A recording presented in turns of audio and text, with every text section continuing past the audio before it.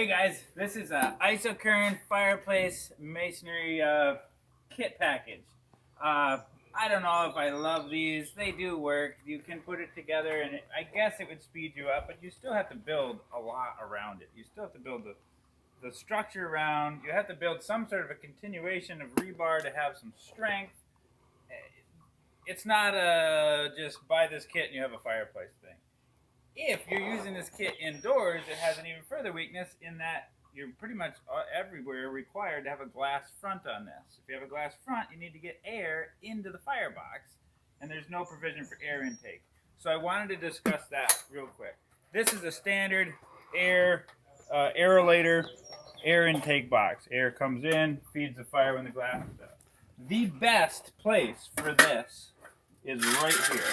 You think about having that fire, you want air coming right at it, fresh, cool air, because that actually helps in the drawing process to get the smoke out.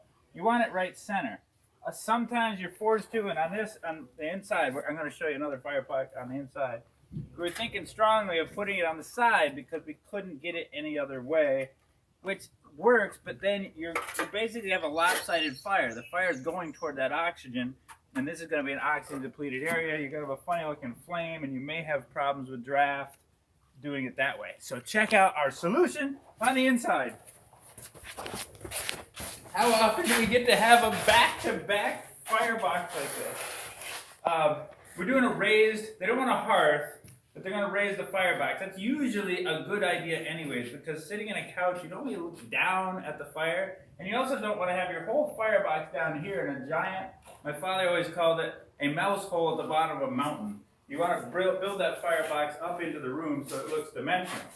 So, because we raised the firebox, it allowed us to get nice, cool, fresh air from the outside without worrying about, I mean, it's a very low probability, but if you got an ember or something in there, it's a little scary to have this kind of a single wall metal flue going through a combustible wall. This way we've got it completely ducted and encased in concrete. We've got air coming up right dead in the center of the firebox, which we did the gazintas here, set our fire bricks center, and located where this guy will set.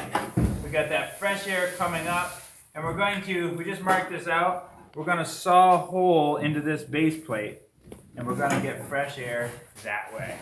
So that's what we know about an Isokern. It'll get you going. It'll definitely get you a fireplace. It does, the biggest time saver for sure is the smoke chamber, because you just set up those 4 pieces and make that smoke chamber. I would recommend charging the inside of that chamber with a high heat masonry cement, though it does not require it. You can just let it be. That would take me a solid 2 days to build out of fire bricks. And that definitely saves you time. The rest of it, I mean, it still took us about a day to do the fire brick lining on the inside of the firebox. It's something of a benefit, but it's not a huge win there.